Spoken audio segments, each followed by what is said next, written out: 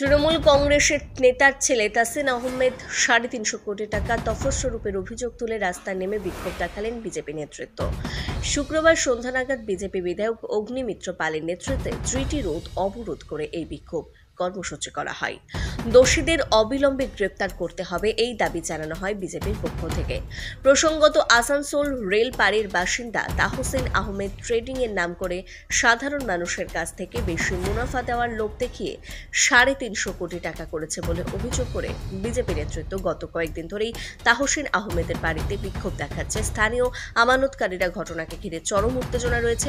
এলাকায় এই মর্মে এক আমানতকারী আসানসোল উত্তর থানায় লিখিত অভিযোগ দায়ের করেছেন বলে সংবাদ মাধ্যমকে জানিয়েছেন। ঘটনাকে ঘিরে রাজনৈতিক তরজা শুরু হয়েছে আসানসোলে।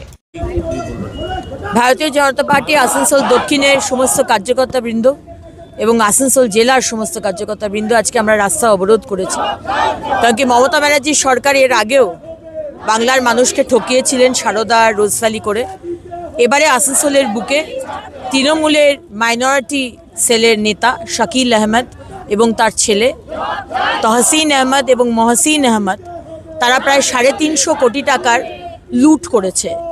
চিটফান্ড তৈরি করে ৩,০০০ পরিবার, যার মধ্যে সংখ্যালঘু সম্প্রদায়ের মানুষ সব থেকে বেশি, তাদেরকে সর্বশান্ত করে দিয়েছে।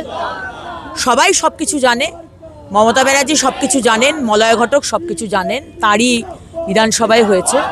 এখানকার বাকি তৃণমূলের নেতারা, আমাদের মেয়র আছেন বিধান উপাধ্যায়, তৃণমূলের জেলা সভাপতি নরেন চক্রবর্তী, সবাই সব কিছু জানেন। এখানকার পুলিশের সিপি সবাই জানেন। 5 বছর ধরে এই কাণ্ড চলছে, তারা কিছু জানে না? হ্যাঁ, সবাই সব কিছু জানে। এখন বলছে তাদের নাকি দল থেকে বহিষ্কার করা হয়েছে। আমাদের কি? আপনি দলে রাখুন আর দল থেকে বহিষ্কার করুন, তাতে আমাদের কি যায় আসে? আজকে যে মুসলমান পরিবারে মুসলমান সম্প্রদায়ের পাশে আপনারা চিৎকার করে বলেন, এই আপনাদের পাশে থাকা?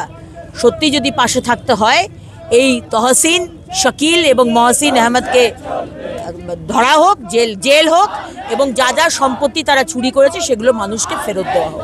আজকে সেই কারণে আমরা রাস্তা অবরোধ করেছি। আজকে তো শুরু, ট্রেলার দেখালাম, এর পরে পরে দেখবেন আর কি হয়।